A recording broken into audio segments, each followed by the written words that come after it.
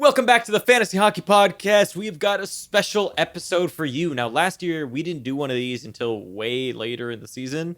So we moved these up, and we want to do a few more. We might also do some live streams and stuff. But first and foremost, we're going to do a fantasy mailbag episode. So this whole episode is about questions that we got from listeners, from you all.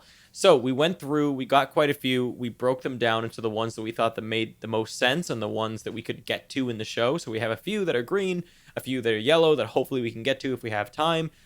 We're going to try to stick to more broad questions as opposed to kind of the specific player stuff. So if you happen to ask us, like, what do you think of this specific player? Don't worry, it's not that we don't want to get to it. It's just that most likely we're going to get to it in our division previews. When we do our division previews, we're going to go over every single player, every single team. And so you'll get our projection and our take on a player more in those episodes versus something like this. And those will be coming somewhat soon. Now, another thing I wanted to mention, because this is a questions episode, is that if you're not already, you should absolutely be in our Discord channel. I think there's over 2,000 fantasy hockey fans in there now, right? Or is it around 1,500? Does it matter? It's thousands. Yeah, it's over 1,000, below 2,000. I'm not sure where.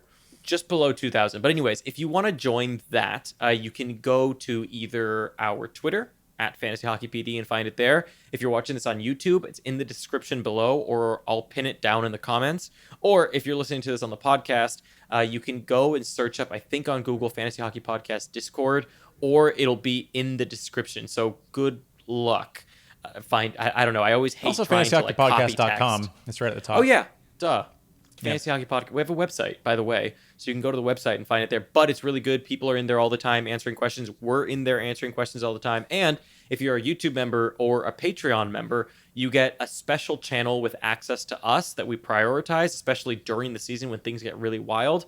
And we always get back to your questions and always can give personalized feedback and advice there. So another little perk if you end up becoming a Patreon member or YouTube member, alongside also being in our listener leagues. Which also, one thing before we get into it, we're also going to be doing a lot of mock drafts. I know some people have asked me that. That wasn't a question on the mailbag form, but people did ask, are we going to be doing mock drafts this year? And the answer is yes. What we want to do is we want to round out all these more important episodes, the safe picks, the busts, the division previews, all of that, and then we'll start doing mock drafts.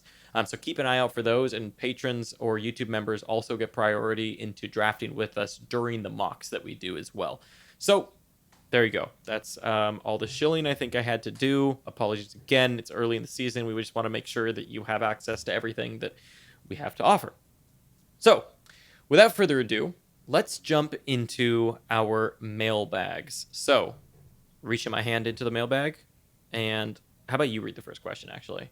I don't like that. You're going to be able to see that on video. I'm reaching into a fake bag. It just looks weird. You do the You just have to just put one of those like technical difficulties pictures up on top of you. The whole thing breaks. The first question is, what have you guys been up to since the last time we heard your sexy voices? Well, this reminds me actually of the remark I made last season about people listening to us as they go to sleep. But what have we been up to? We've been working on a different company called Underdog. Don't want to talk about it too much, but Underdog Fantasy on Twitter. You can just ask questions there, and we'll fill you in. It's fantasy essentially sports related. Look, really quick, it's a fantasy sports app that we built. It has pick'em, so you have player prop pick'em and fantasy point pick'em. So you pick an over under that'll be available for hockey. It also has best ball, so it's a season long draft, but no waivers, no trades. You don't even need to set rosters or anything, and it's a lot of fun. So you might have that. There's also drafts in the season, so you can pick 6 players and draft every single day, or just every week whenever you feel like it. So it's a lot of fun. Definitely try it out and let us know what you think. But that's what we've been up to. What else have we been up to? I moved to New York. I've been doing some photography. You moved to California and then back to New York, I think. I moved to California. I did in the same year. I moved to California, was in California for a few months. Before COVID, actually. I happened to get to California before COVID happened, and then it all happened while I was there. I was out in Venice when it happened. And then after that, I decided to move back in June or July to New York. So I'm back in New York City now with Brandon, even though we still record separately. I feel like I officially moved to New Hampshire during COVID because I was there for 3 months. I feel like that's got to be. Yeah, I was a full-on mountain man by the end of it. Like if you go back and watch the episode, in like 3 months. The episode Disappointing Stars and What to Expect Next Year. Your My beard wife and was- just your camera. Whew. My wife was not thrilled by the end of that. I think it was the That was mustache mostly scary. that was like growing into my mouth by the end of it. Yeah, it was not great. I gotta say, I went back and looked at the thumbnail of that thing, and like you just look like Mountain Man that's deranged. to be Yeah, honest. I saw the beard. I've shaved it. A little bit Yeah. of a neck beard going on. It's not too bad. So I guess that's what you were up to. You were shaving, which is good. I'm Yeah. glad. I Yeah. also got new lights, so there's like a new light setup today. I did which is not. a lot of fun. Brandon did not, although he does have fluorescence behind him, and we're recording at nights now, which is really good. So that's kind of what we've been up to. We've been actually really, really busy during this time. It's been kind of wild, but we're excited to be back. So, Yep. thank you for that question. It's kind of nice. Gives you a little bit of a human aspect to the show. You can learn a little bit about us. Maybe you don't care though, and you're just like, God, why are they talking still? I drank a lot of whiskey. A lot of You whiskey. did, yeah. You did. You drank a lot of whiskey. I feel like I think a lot of people could probably relate. Probably. I mean, Given we can't go I out and see can't- our friends for the most part, and yeah. everything else is Brutal. going You on just with like this jump on a mess. Zoom and drink your sorrows together. Pretty much. Yeah, one of these mocks. So someone last year actually really wanted us to do a drunk mock. We might have to make that happen this year. We didn't. I'm do sure it I did year. last year. You just might not have noticed. I might not have noticed. I definitely didn't. And me drunk is I can't. I don't know if I'm a good time or a really annoying time. I don't get drunk enough for that. So actually, that might be more of a reason to do it. But we might have to think about doing that this year. That might be fun. I don't know what I'd do. Everyone hated my picks last year, even though I ended up in first in almost all my leagues. I got roasted in the comments, even though we did really well in all our mocks or all our actual drafts. Everyone was How'd like, your "These Bob were take go? trashiest You remind me of picks." that one. Okay, you know what? Hold up. The Bob take exception. I got flamed for the Evander Kane pick more than anything, and Kane ended up being top like 10 in Yeah, the but leagues no- I took him in. So you know what? I never disagreed with you on that one, at least. I know. No, you didn't, but a lot of people came at us in the comments just saying Yeah, that it was the I think worst if you're not in a draft they'd PIM league, ever it's seen. probably not something you really understand. But I made that clear. Anyways, honestly, I I had think it was Darnell just Nurse because I had. and Brady Kachuk in that league. Get some. Honestly, I think it was because I had blonde hair at the time, and it's just really easy to flame a dude that bleached his hair, and Yeah. he's clearly going through something. You know, It was very Dragon Ball-esque. it was very dragon, and then it like grew out, and like I had like essentially frosted tips. You did. It was just not the best. You kept look. saying you didn't, Actually, but you clearly did. I know, and I thought it looked good, and now You're in I denial. look back and I'm like, that looks awful. So I'm glad You're I have young for my the brown hair crisis back. you were going through. I was very. I mean, it was a crisis, to be honest. I was in a bad spot. Anyways, I'll admit I was in a Frosted really, tips really are bad always in a spot bad for a bit. spot. It's just Yeah, you know, if you I- see someone with frosted tips, you should probably give them a pat on the shoulder and like an I don't know soft serve. What do you do for that? I don't want to get Seems too right. personal. Pat on the shoulder but, like, and a soft serve ice cream cone, right? Perfect. just licking the ice cream cone. The ice cream cone matches my hair. Remember we Yeah. went to see Bob with my bleached hair. That was something. We did. We Anyways, actually did. 10 minutes 10 minutes of us rambling. Thank you to whoever is sticking through this. I promise we are actually going to talk about fantasy hockey, and there's some really good questions, and I love the first one we got actually. So reaching back into the bag, and we pull out. What do we pull out? We pull out, what is your process for choosing keepers? Is it always your top 3, or do you weigh the age and position? This is an awesome question, because I don't think we really get into this that much normally on the show. But this is the perfect time to answer that. And I think this might be actually the best question on the whole list, which is why we're doing it early, and rewarding you, I guess, for listening to us. So I'll start first. So in my keeper league, I have the decision to keep quite a few people. And I happened to get a really stacked team. This is a perfect way to. On Twitter recently, I posted my team and asked everyone, who would you keep? Because I was really interested to see what people's thought processes were, and what they would do. Now, I'll walk you through a little bit of what I think about with my keeper league, and maybe that'll help a little bit with what you guys need to think about in your keeper situation. So one, I almost always throw out age, unless they're like Joe Thornton's, right? It'd have to- yeah. Unless they're that old. It'd have to be a really deep keeper league for me to be considering age too much. Age on the young side, I don't care about too much, especially if it's shallower keepers. Like the shallower the keeper is, let's say 5, 6, 7 even. This question is specifically asking That's- about 3. Keep 3. In a keep this 3, I don't care about specifically- age at all. No, Literally at all. no, at all. I'm choosing my top 3. Position is a different story. Positions do matter, in my opinion, because say goalies are valued very heavily, right? You need to keep at least one goalie. In this league that I'm in, for example, I know that goalies go very early. They're very coveted, and for whatever reason, they're extremely rare. And I know I can always trade them. And so in that scenario, I need to keep, for context, my 3 goaltenders, believe it or not, were Connor Hellebuck, Andrei Vasilevsky, and Igor Shesterkin. How I never got to ride that team into the playoffs will be a travesty forever. But what comes down to is that in that situation, I need to keep at least one. I wouldn't keep 3 because of the forwards I have, but if my forwards were a little bit weaker, say, I would definitely consider keeping my goaltenders for a few reasons. One, because I know they're scarce. Scarcity definitely matters, and you need to consider that. If you know all the defensemen get kept, and they're usually in your league is not a lot of defensemen in the draft, you're keeping defensemen. You're trying to prioritize defensemen because you know there won't be that many there. So it's less about just thinking, it's less about thinking like, I need goaltenders, or I need to keep at least one goaltender, or like the rule is I need to keep 3 forwards. That's not the rule. The rule is tailored to your league.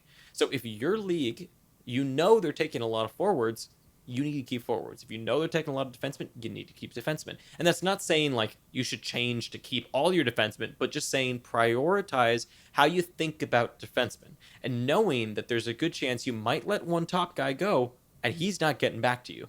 And that's the other thing I think about lastly here with my keepers is who can I get back? Can I know that I can let this guy go and most likely I'll get him back? And you got to think about that a little bit logically because it's not just about your first pick. I think a lot of times people will look at their cusp keeper guy and think, oh, that's a first round pick. And more often than not, usually I don't see that guy go in the first round. Very often I've seen that the guy that I'm kind of on the cusp on because I like him, for example, a Mantha or a Bjorkstrand or someone that you think might break out this year, you might be looking at him as a keeper because he might break out, right? But other people aren't looking at it like that. Once he enters that draft pool, he is again a breakout candidate with a low floor. And so normally you find them falling down in the draft a little bit and you get the complete opportunity to pick him up again. And so that's another thing to consider is that when you have a bona fide guy who you know gets points versus a breakout guy, the breakout guy most likely is going to fall back to you in the draft. Whereas the bona fide guy is not at all going to fall back to you because once it gets to the draft, the same rules apply. Whereas a breakout guy falls, a bona fide guy moves up. So hopefully that kind of helps. It's a little bit kind of all over the place. But for example, like I think one of the guys that I have on my team that I could keep, but I'm not going to is JT Miller. He's that guy who, yes, his ceiling is very high. I agree. I think he could have a fantastic season. Am I keeping him over a guy like Patrick Kane? No. That's actually who a lot of people suggested to swap pretty much was Miller for Kane. I'm not keeping JT Miller over Patrick Kane. I know Patrick Kane. I know who he is. And if at the worst, he has trade value. He also doesn't need anybody is a difference too. Yeah. JT Miller needs somebody. That's the other thing. Yeah. So that's, I guess, my long answer of how I select keepers. I think that helps. There's a lot of things that go into it more than just top 3 or agent position. You definitely want the best at each position if you want to be balanced. But there is a process to deciding what positions to keep and what not.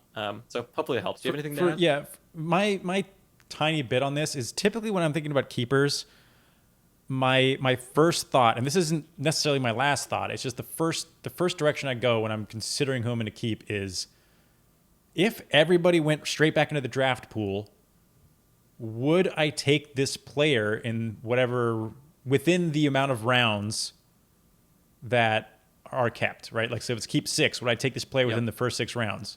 If the answer is no, then clearly I don't value them that much. I know it's a keep 6 or whatever, right? Let's keep the keep 6 example. If this is an inaugural draft and I wouldn't draft this person in the first 6 rounds, I'm not keeping them.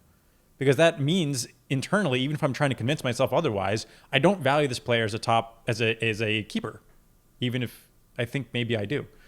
So I'm trying to, and that may vary a little bit. If your team's not good, then maybe you would still keep that player if they were a 7th round pick, but you don't have anybody better.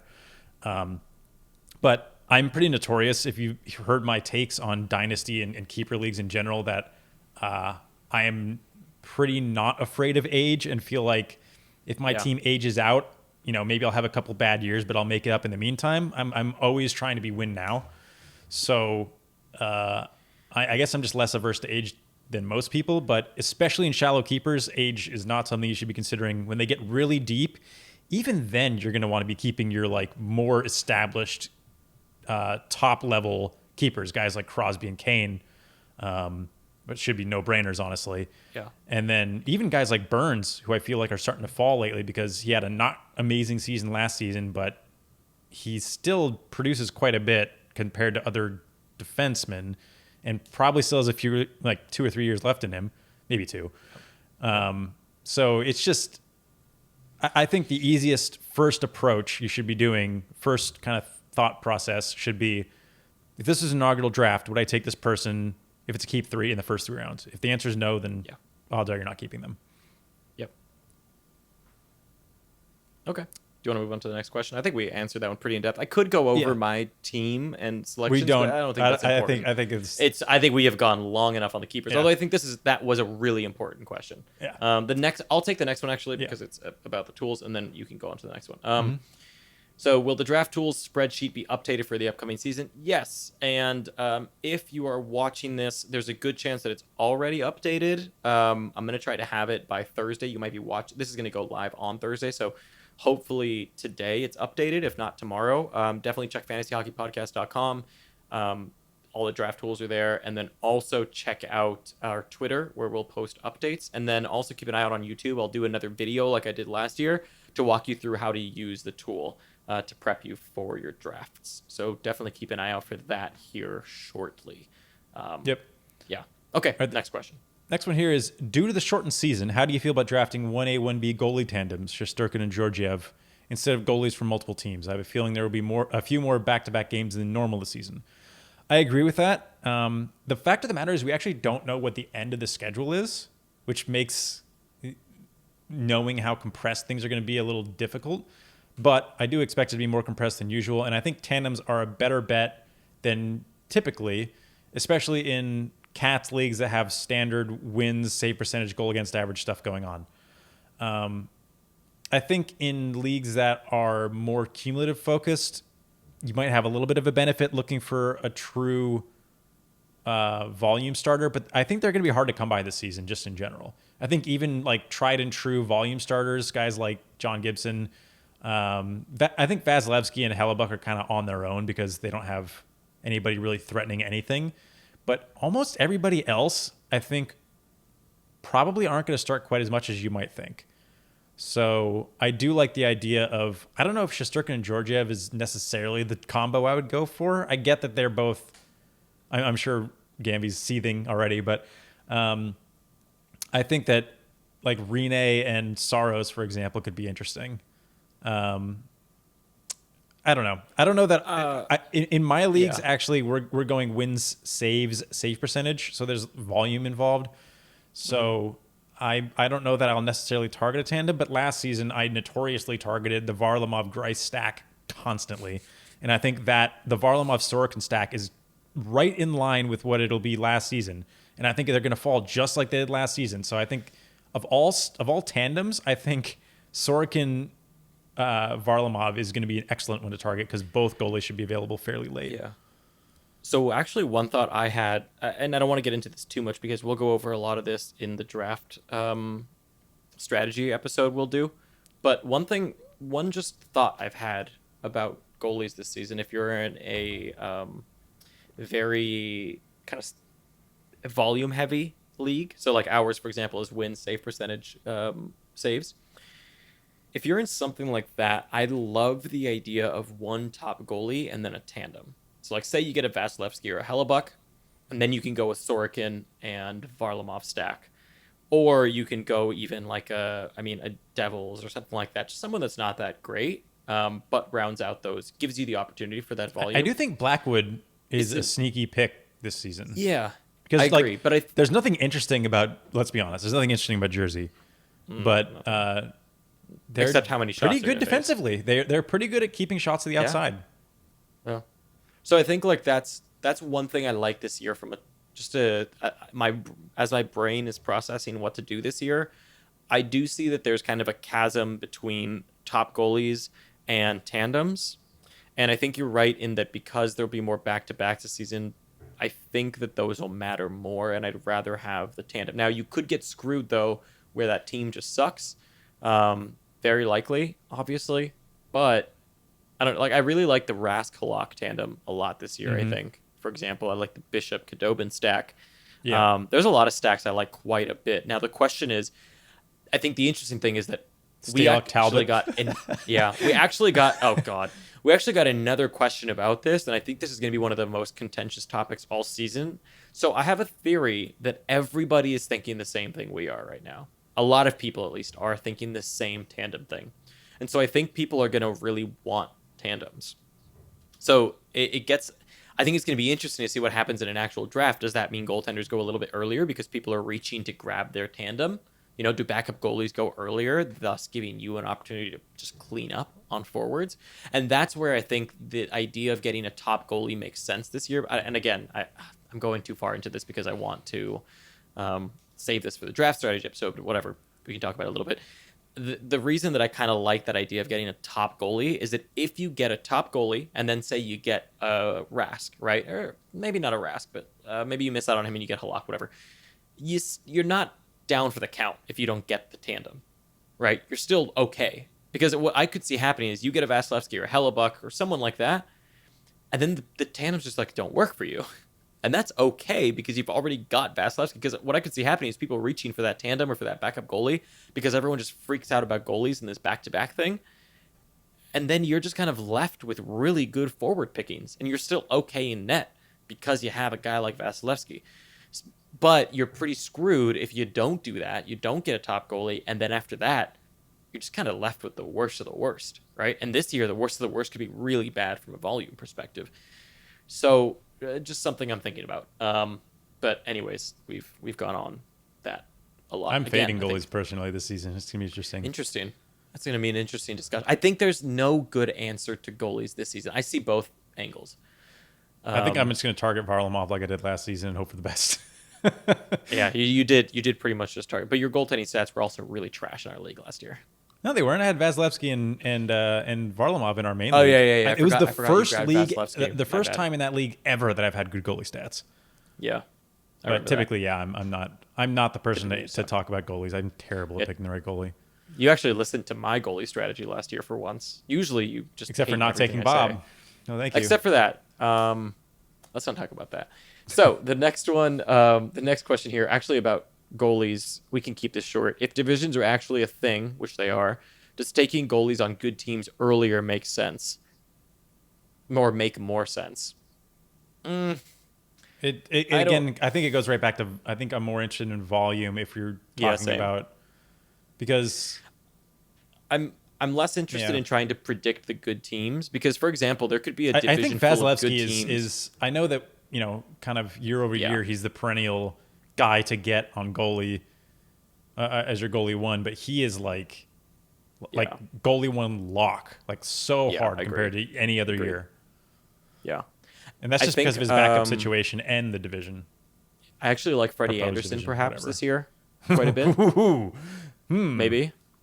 Mm-hmm. Their defense is still real suspect, but sure. But I like his save. Probably going to get wins. More than anything. Faces a lot of shots, gets wins, a lot of shots. He's gonna let in a lot of shots. That's going to be the problem. Yeah, but his save percentage will probably be like 910 maybe at worst. I don't think he dips below 910, and that's fine with me, right? That's a serviceable thing for how much volume you'll get out of him. Might do that. Might dip. Bob. I'm kidding. Never mind. I'm not going into that right now. That's for another episode. But no, I don't know if teams from. I don't know if necessarily I'd focus on goalies from good teams. Because I think there's. Considering we're talking about divisions already, the next question is also about divisions. You might as well just bring it in. Perfect. Why not? Go for it. With certain teams changing divisions in the upcoming season, how do you think that impacts player point projections? Business as usual, or does that increase variance of player production? It does increase variance, in my opinion. A lot. Predicting that, we're sitting here December, whatever it is, 15th. We have no idea what the divisions actually are. We can probably make an educated guess at a couple of them. The Canada division almost certainly is going to be the Canada division. I can't really see them that's the only making one a that change makes on sense. that. The rest of them I feel like are in flux, but you could probably group some of them, like the northeastern every like Boston and the tri-state area, you have to imagine they're all going to be kind of together. Philly as well, Yeah. and Buffalo. So though that group sounds pretty much good to go. They might have an extra person or extra team that moves in and out. So it's really the southeastern, western divisions that are. And it might be like one or two teams that change. I have a feeling you could make a pretty good guess as to. It's like Minnesota and like Detroit and a couple other teams that are St. Louis that you might not quite know where they're going yet, but they're probably not making massive swings. Although Minnesota for Detroit is a pretty massive swing, I think, at this point. But so does it impact pay? And this again ties back to like taking goalies on good teams and whatever. Kind of, but I think that I don't know if they're going to be priced in or not, but I think the main team that I think that we've all talked about that's going to benefit is probably Tampa, and I think it's going to be hard to realize any of the benefits of that because they're always so juiced up anyway. Yeah. But I think other teams in that division are going to be where you find value. Guys like Florida, I think Huberdeau is going to fall too far again, for example. And other teams. God, he was such good value last year. I was in 5th round. I would not be surprised to see him be in the 4th again. 4th or 5th even. It's silly. People don't care about Huberdeau. So one thing to think about, I think, with this new division thing, and also the way the I haven't looked at anybody's ADP on Yahoo yet, but I bet you Huberdeau is disappointing already. Yeah. So, anyways, what I was gonna say is, I think I'm looking at it. So I think two things can happen. I think on one hand, player variance could be the same. There's no change. The other thing that could happen potentially is that it looks like the playoffs. You just get random guys going on streaks because they're going to be playing the same teams. Mm-hmm. So you might deploy Blake Coleman a little bit differently against a certain team, right? You're playing Columbus. You need a little bit more grit. And your third line is the one that's getting goals because they're just pressuring so well versus Columbus's third line, And then the player that ends up benefiting is Blake Coleman. Como, when you said Coleman, I get because he's been on the show in a way. But Blake Como, I was like, wow, that is out of left field. What is he talking about? No, that would have been impressive if I'd pulled that out. No, Blake Coleman. So I think that might happen still in Dallas? this year. Where he is. But anyway, go on. So I think matchups are going to be really important. And I think we could see a lot of variance week to week based on, and I said this in one of the past episodes, is I think more than ever, your matchup is going to matter every week. Like, who is Tampa playing for 3 games if that's how they do the schedule, which I think is what they're going to do to limit travel so that COVID isn't as... so it's more contained. It's way more contained if you do less travel. So it makes sense to travel less and kind of do the Taze thing, the baseball thing, where you stay at a stadium for a bit. That's going to be a really interesting thing. Think about the playoffs. Think about what happens there. And also on top of that, think about what happens if just a little 3-game series is super cagey between two teams instead, right? Like, what happens then? Those players are going to suck. So I think there will be a lot of variance week to week. I think at the end of the year, they will play out pretty similarly to their projections would be my guess. I think people will do fine, but I do think week to week there will be a lot of variance, I think. So there's actually two more questions about division play, which are pretty similar.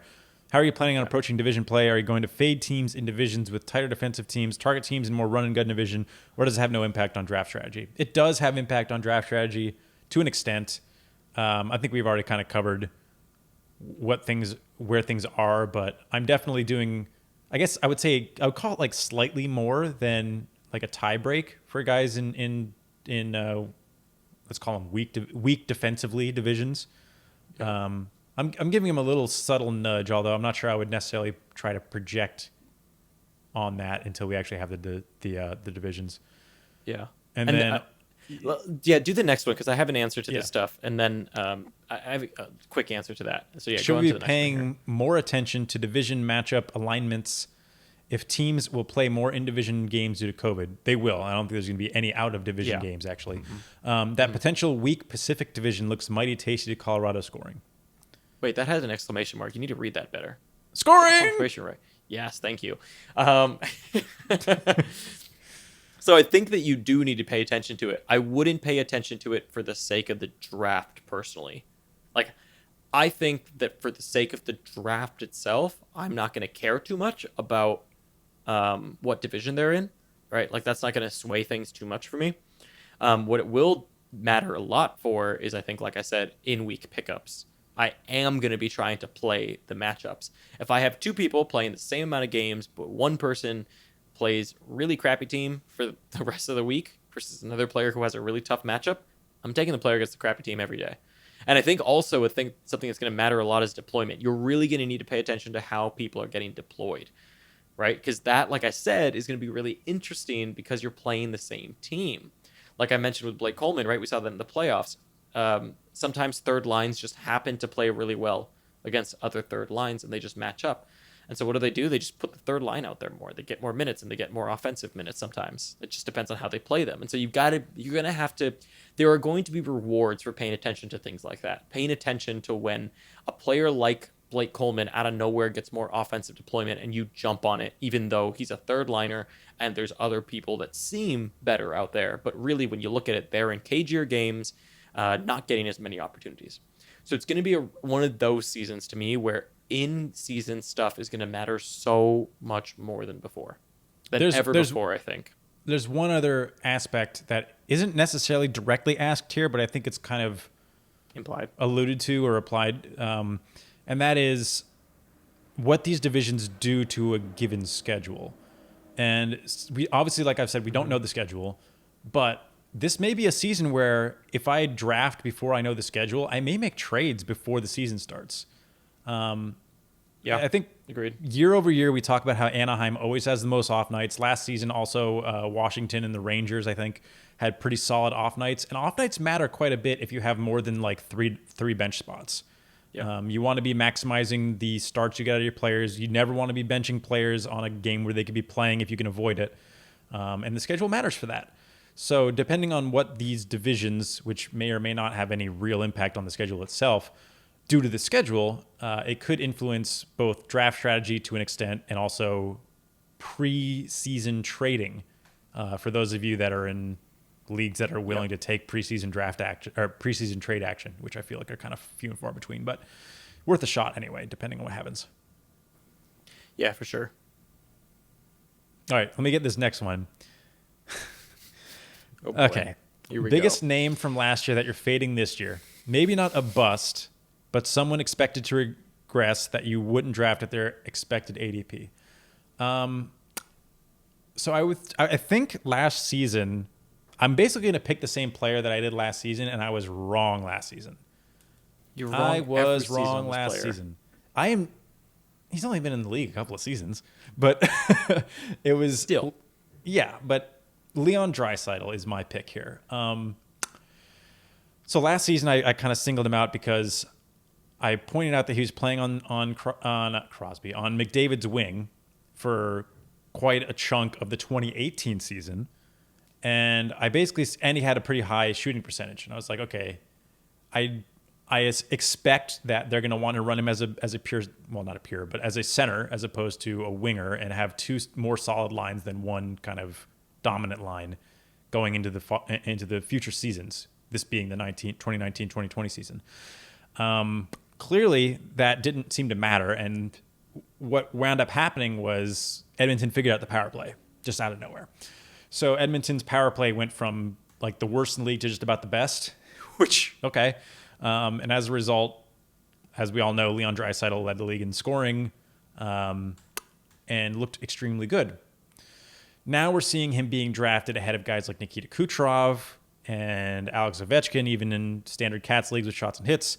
And I'm not saying that's necessarily wrong, but I personally, I think what's going to happen here, and I don't know why I just don't quite buy it on Draisaitl. I'm not saying he's like not a first round pick. I'm saying I don't think he's the third overall or whatever his current ADP is. I would probably take him closer to the end of the first personally, which means I'm never going to get him, which I'm fine with.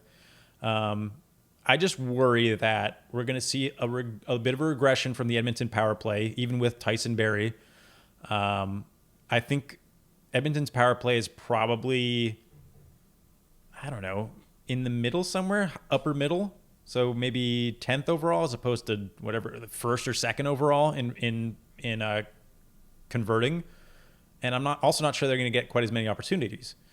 So we see power play production, I expect, will go down a little bit.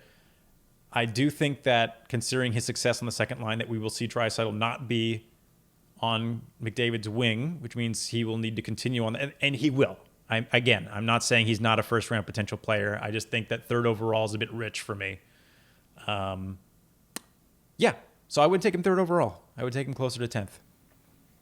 Brandon also had this take last year. I think I called Last you year, out on it. wait. Last year, to be fair, I said I wouldn't take him in the second round. I would take him more like the fourth or something. I don't remember what I said. Yeah, but yeah. clearly I Last was wrong year with was that. terrible. You at least moved up a little bit. Like Jesus. Either way, I'm not getting him.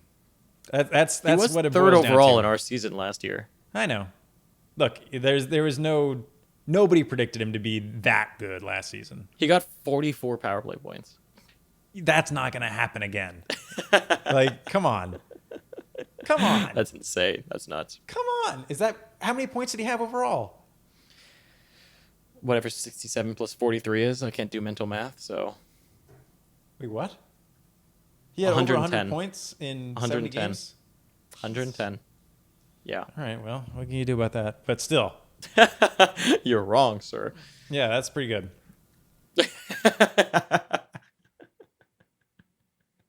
No words from him.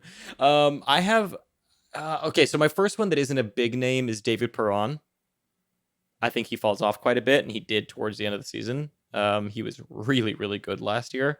And I doubt he gets ranked very highly to begin with, but I think some people could maybe look at his numbers from last year and be like, oh my God, he might replicate that. I just don't see it. I'm going to go with a big guy that everyone here likes, and that's going to be Tom Wilson, actually.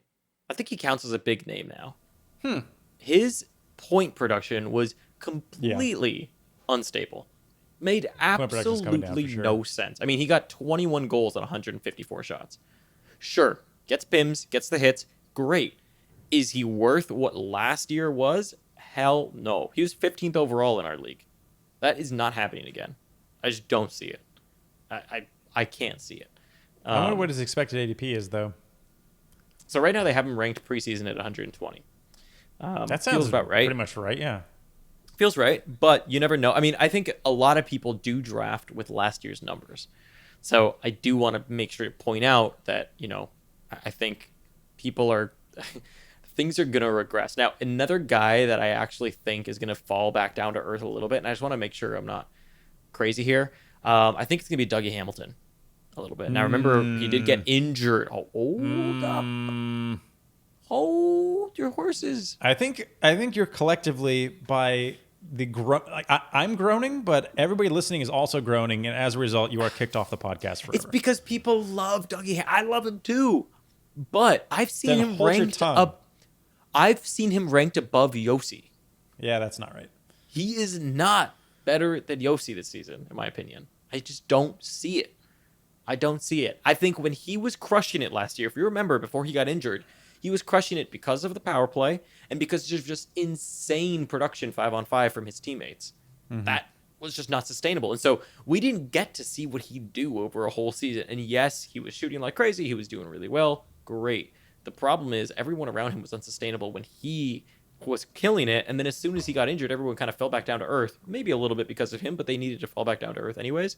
Yep. And so I just don't see him as like number 1 or number 2 D, which is what a lot of people have him as. Maybe Carlson is the other one. I think everyone kind of has some semblance of a difference in Hamilton, Carlson, Yossi, but I kind of see Yossi and Carlson in a league of their own. Then there's Hamilton with a few other guys, but I don't see Dougie as like a top. Like I'm not reaching that far for him. I love him. I do think he's gonna have a great season. I just don't think he's gonna be at what everyone else thinks he is at his ADP. So that's that. Makes sense. Yep. Sorry to make everyone groan. It's just what I do. Okay, the next question here has to do with league stuff. How would you recommend handling vetoes in a more competitive cash league? And an example, which setting to use within Yahoo and how to manage them overall. So my take on vetoes is very simple. Vetoes are only there for collusion. If you're in a competitive cash league, I'm assuming everyone knows what the hell they're doing. If you make a bad trade, that's on you. If it's colluding, then you veto. Veto power to me is not there so that managers can get pissed that the trade is unfair and reverse it. the point of trades is not to the point of veto is not to keep your league fair. There's unfair trades in the NHL. Each manager has control of hitting the accept, Taylor decline, Hall for or Adam counter Larson. button. We all saw it. Yep. And you know what? I don't believe in the fact that vetoes should be there to keep a league fair. Unless there's collusion, that's the only reason to use it. Or the protection of a totally new player, maybe. Yeah, but if you're telling me that this is a competitive cash league, I'm assuming everyone knows what they're doing. To answer the question as far as which setting to use, I think commissioner-based veto blocks is the way to go. Yes. And you have to have a trusted commissioner. Yeah. Yes. You can't have some shady idiot, but some like rogue commissioner who just decides this is a bad trade and then cancels it because they just get a little bit salty that a lopsided trade went through. Yeah, that's my take on vetoes is very easy. It is only there for collusion, and that is it. And if you're in a more novice league, then it can be used, I think, once as a, hey, look, you're new, that don't make this trade because X and X. Reverse it. If they do it again, that's on them. Yep. Right? That's kind of my take on vetoes, and I think it's the best way to work because there's no way to judge fair. I mean, hell, I've seen trades before. This is my favorite. There was a trade once in a league that I was in. It got vetoed because they thought one side was going to win for sure. Well, the side that they thought was winning actually ended up losing the trade by a ton. Once you actually chalked it up to the end of the season. And we always held that against the commissioner because we were like, and everyone else, we were like, look at that. You have no idea what is the concept of fair or what the person was doing. That person kind of knew what they were doing, even though you thought they had no idea what they were doing. That actually probably made no sense listening to it. But the point is, vetoes are not there to keep a league fair, in my opinion. Vetoes are there to keep fairness in the sense of collusion, not fairness to keep teams equal. Because if all teams were equal, and if the point was to keep teams equal, we wouldn't play fantasy hockey with standings. Yep. That's it. Right. Maybe harsh, but whatever. Okay. The next one says, this was touched on in a previous episode, but what are the more in-depth pros and cons for the various waiver and free agent settings? Namely, rolling waiver priority versus FAB and continuous waivers versus waivers and free agents.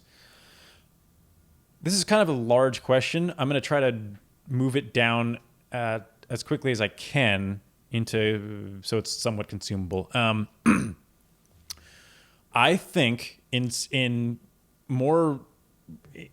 like rookie, I don't want to call them rookie leagues, but in less serious, less competitive leagues, especially where there's newer players involved, you're better off just kind of going with Yahoo standard, which is waivers and free agents. What this means is if there's waivers, if somebody's on waivers, it means you can't pick them up immediately. There's a point in time in which they will come off waivers, and if they were claimed by a team or multiple teams, they will be assigned to a certain team based on certain criteria. Free agents are able to be picked up at any given time. Those leagues are very easy to wrap your head around. There's no confusion there. I think in a league with competitive players, free agent acquisition or free agent budget and continuous waivers is the way to go. What that means is basically you set how often, usually it's every day, that waivers process, and there is no such thing as a free agent. So that means every single day, if you want to pick up a player, you have to bid on them with your remaining budget. Everybody starts with, I think, $100 on Yahoo. You bid on the player, and then at the end of the day, whoever bid the most on that player will get them assigned to their roster. I think that's the best way to play in a competitive league. The reason being, once you really get competitive, players will take advantage of the system as best they can. To their own credit, honestly. If you're in a league that competitive, there's kind of no holds barred. And what you'll see happen is people will wake up at 3 a.m. Eastern when the waivers end. I've done that. Yeah, I've done it too. Mm-hmm. And people on the West Coast just get an advantage because they can just stay up till midnight and they're good to go. But that's when waivers end. So if you don't want to use your waiver claim on a player, you can wait until 3 a.m. and pick players up. Or you can wait till 3 a.m. on Monday morning when you get 4 pickups per week in most leagues. That resets at 3 a.m. Monday morning. So people will wait until 3 a.m. Monday morning, make all the pickups they need for the coming week before anybody else has a chance to pick up the valuable free agents. So, like I said, I think that system works in leagues where people are still kind of learning and or where people aren't super competitive and people aren't going to wake up at 3 a.m. If you're in a league where people are going to wake up at 3 a.m. or super competitive or it's a high cash value league or any of those things, you have to go continuous waivers with free agent budget. And the last question kind of tied in here is rolling waiver priority versus free agent budget. I think if you're in the league that I said before where free agents even exist, where you can just pick up directly from the list, rolling waiver priority is what you use. What that means is when the draft is over, everybody gets assigned a number from 1 to however many people there are in the league. Let's say it's a 12-person league, from 1 to 12 in reverse draft order. So if you drafted last, you have the first waiver priority and so on. And what that means is if multiple people claim the same player on waivers, when that waiver time is up, whoever has the highest priority will get the player and then drop to the bottom of the list. So if let's say you're second in the waiver priority, you claim a player from waivers, you will become the 12th in a 12-person league after that. I think that works for leagues with free agents. But like I said, I think in very competitive leagues, you need to have a continuous waiver with free agent budget. I don't think there's really any other option at this point. I agree. There you With go. everything you said. Brandon normally is the commissioner in our league, so he knows these things in and out. So I would definitely listen to him. I was one year things. late on the free agent budget just because I didn't want to try. But it helps so much. Yeah, I didn't want to really wrap my head around what it meant to have continuous waivers and try to teach everybody else. And then once I realized how clearly superior it is, and once everybody else in the league realized how to exploit the system, and we were all racing at 3 a.m. on Monday mornings, it was like, this is bad for my health. I remember during the playoffs, I would set alarms for 3 a.m.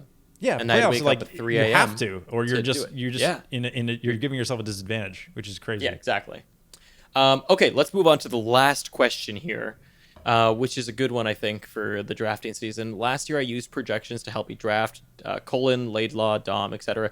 This would seem especially useful now that I'm in more leagues with different scoring, but I'm worried with COVID they might be less predictive. How do you recommend preparing to draft? So I'd agree with you. I think I'm a little bit worried too about, does anyone know what the hell's happening? And are models for these projections actually taking into account kind of the fact that they're going to be playing the same teams and whatnot? I don't think they are. So my recommendation actually is to blend as many as you can. What I'm going to do this year is I'm going to choose one paid source. So whether that's Dauber or Dom or whatever you choose to use for your paid source, I like to use at least one. If you're doing cash leagues, you should absolutely, I think, be investing in at least one paid one, especially if they're high value. They're usually pretty cheap. And Dom's is actually going to come with The Athletic this year. So if you're a subscriber on The Athletic, you'll be able to get that list. As far as I know, not confirmed yet, but that's what he put on Twitter and how it seemed, I guess. So keep an eye out for that. And if you do Dauber, obviously there's that. Then what I do is, and this will be built into our tool if you want to use this feature, I would blend all the numbers. So I would take, say, all the free ones, which is Laidlaw, whoever's free out there. I think Robinson might be free, or he did I think it was free last year. It was like $1. I don't remember. It may have been like $1, yeah. Maybe it did a donation thing. So anyways, I would take these other ones and just blend them together and make them one. So you use a blended projection sheet, and that way you're a lot less exposed to just Dom getting it wrong or just Colin getting it wrong. I don't think it's necessarily wrong to use just Colin, and I think you're going to have to use your own judgment a lot more than usual this year to make your picks. And while these projections kind of guide you, but I wouldn't hold them as I'm just drafting with projections, right? I think you do need to use a little bit of gut feel and feel it out. But I think blending them is going to be the best way to go. A lot of people actually used our sheet last year to blend projections, and they said they had a lot of success with it. I've seen a few people message me and say, hey, I did it last year. We finished, top 2 or whatever. So that's definitely, in my opinion, the way to go almost any year, but especially this year. And that's it for me. I mean, I pretty much agree with that. Yeah. As far as my preparation directly, I don't think I'm going to change a whole lot of my typical. I agree that I think you're correct in thinking that these projections are probably going to be a bit less predictive. That's probably true, but at the same time, the numbers may be wrong. But I think that they're the rankings are probably going to be pretty decent in a way. Yes. So I agree. like they might be off by a decent margin, but I think that, them saying X player is above Y player most times is going to be right. Yeah, I'd agree. Like in that area, especially in a range, right? Like if you're looking Yeah. at like top 10 versus like top 30, like I think that will definitely And for what it's worth, closer to like that's right, you know what really I mean? all that matters in general. Like Yeah. I get that, except for like if you're looking for specific stats, but as far as like an overall rankings, the numbers matter less than knowing an order or like some subjective order at least. And just having some idea of like when you get to your pick in the draft, can you discern who's better than this other guy? Like take two people, who's better? If you can discern that and make an evaluative judgment based on your cats or your stats, then you're good. I think that's kind of what you're saying, right? I think we're on the same page there with that. So, yeah. So, anyways, that is the show.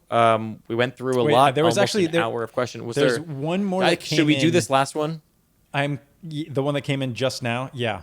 The last one. Okay. Yeah. It just came in while we're recording this. Came in 10 minutes ago maybe, and not even. Oh gosh. And there's a question. Why don't you guys do auction salary cap leagues? So I'm assuming by salary cap league you mean Yahoo changed the wording from auction to salary cap this season. Yeah. So I'm assuming you don't mean That's salary cap like leagues in the salary. ones that literally keep the salary, because those are super hardcore leagues. And I think the answer of why we don't do that is because we would be talking to 10 hardcore. people It's a instead of lot. thousands. So, And also on top of that, it just takes a lot of time. yeah, we will put answer a lot of questions time other related to places. salary cap leagues Oh if you yeah. ask them. But Yeah, we've answered it before. I'm assuming you mean the salary cap draft format in which So the reason we don't cover that quite as much, and we're going to do a draft strategy episode, and we will talk about those types of drafts to an extent. But for one, they're not all that common. But I think the main reason is that I think we find them kind of boring. I get that, like, I find them boring. Honestly, the funny thing is, I think when most people, when they think about an auction or rather a salary cap draft, their first thought is like how exciting and interesting it is. But what you wind up really seeing, or at least how I've seen these play out, is you have a lot of excitement for the top players, and then you have a lot of dead space on players being drafted that you don't care about at all. Yep. And they take a long time. I think the most fun I've ever had with that type of draft is in person. Where people are just yelling at each other, and those are always fun. But I think beyond that, there's more coming in. It's kind of funny, but I think beyond that, we will cover them in the draft strategies episode. But for the most part, I think also, they're a little overvalued in a way. I get that, like, they give everybody an opportunity to get certain players, but I kind of like that part of the fact that you don't have everybody to get. Like, that's one thing I like about the snake draft is that it's not up to you. Like, you've got to do the best with what you're given. Yeah. I love that facet of building a team where it's like you don't really know what you're going to get. You've got to kind of come up with it on the fly, and you've got to prep pretty well, and you're rewarded for doing the best you can in that moment. And I really, really like that versus with an auction league. Honestly, sometimes too, like I find that in auction leagues, in more advanced ones, not so much a problem, but I would say in a lot of them that I've done, like you just never even get to touch the top guys. Like no one goes at their value. Everyone's just like overpaying for the guy they want. And it's just, I don't know. I just don't find them fun personally. I really don't. I think that's a hot take. I think we might get flamed for that a little bit, but like I've done them before. I just don't find them fun for a variety of reasons. For the one Brandon said, where like it just kind of gets dead at the end. And also just because like I just always find the prices really ridiculous. And yeah, I don't know. I'm just not. Pick middle round guys. I'm just not a In the huge fan. beginning Yeah, of pick the middle auction. round guys essentially. Or the And salary like, cap. yeah, you're good. I'm just such a big fan of Snake and the decisions that it puts you in.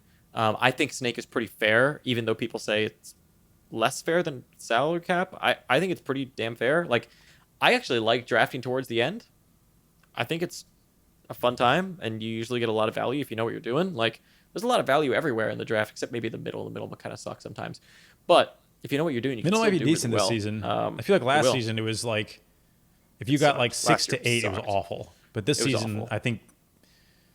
I think people are so confused that it doesn't really matter what position you get. I think literally from 1st to 12th, there's a good grab that you won't feel bad taking.